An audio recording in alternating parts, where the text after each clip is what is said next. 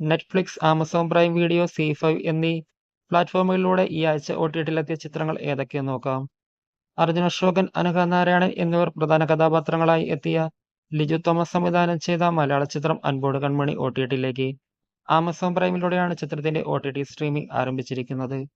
സെയ്ഫ് അലി ഖാൻ, ഗുനാൻ കപൂർ, നിഖിത ദത്ത എന്നിവർ പ്രധാന വേഷത്തിലെത്തിയ jewel thief the heist streaming ആരംഭിച്ചു.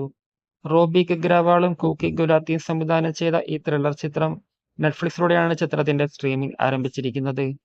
ആദി, ലക്ഷ്മി മേനോൻ, സിമ്രാൻ, ലൈല, റെഡിൻ കിങ്സ്ലി, രാജീവ് മേനോൻ, വിവേക് പ്രസന്ന എന്നിവർ പ്രധാന വേഷത്തിലെത്തിയ ഹൊറർ ത്രില്ലർ ചിത്രം ശബ്ദം OTT-ലേക്ക്. മൂന്നാറിലെ ഒരു മെഡിക്കൽ കോളേജിൽ നടന്ന ദുരൂഹ മരണങ്ങളെക്കുറിച്ചുള്ള ചിത്രമാണ് അന്വേഷിക്കുന്നത്. ആമസോൺ പ്രൈമിലൂടെയാണ് ചിത്രത്തിന്റെ OTT സ്ട്രീമിംഗ് ആരംഭിച്ചിരിക്കുന്നത്. വിജയ് സേതുപതി, മഞ്ജു വാര്യർ, സൂരി, ഗൗതം വാസുദേവ് മേനോൻ, ഭവാനി ശ്രീ, രാജീവ് മേനോൻ എന്നിവർ പ്രധാന വേഷത്തിലെത്തിയ വിടുതലെ പാർട്ട് 2 OTT-ലേക്ക്. വെട്രിമാരൻ സംവിധാനം ചെയ്ത ഈ പൊളിറ്റിക്കൽ ത്രില്ലർ ചിത്രം സി5ലൂടെയാണ് ചിത്രത്തിന്റെ OTT സ്ട്രീമിംഗ് ആരംഭിച്ചിരിക്കുന്നത്. ദി ലയൺ കിങ്സിന്റെ പ്രീക്വൽ മുഫാസ OTT-ലേക്ക്.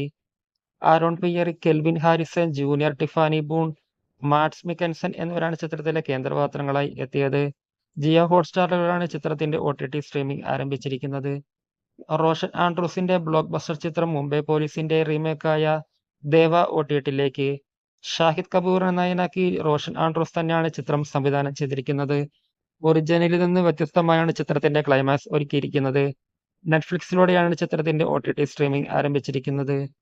ജീവ, അർജുൻ സർജ, റാഷി ഖന്ന എന്നിവർ പ്രധാന വേഷത്തിലെത്തിയ ഹിസ്റ്റോറിക്കൽ ഹൊറർ ത്രില്ലർ ചിത്രം ആഗത്യ OTT-ലേക്ക്. ഇഷാരി കെ ഗണേഷിന്റെ നിർമ്മാണത്തിലൊരുങ്ങിയ ചിത്രത്തിന്റെ സംവിധാന രചന നിർവഹിച്ചിരിക്കുന്നത് പാ വിജയ് ആണ്. സൺ നെക്സ്റ്റിലൂടെയും ആമസോൺ പ്രൈമിലൂടെയാണ് ചിത്രത്തിന്റെ OTT സ്ട്രീമിംഗ് ആരംഭിച്ചിരിക്കുന്നത്.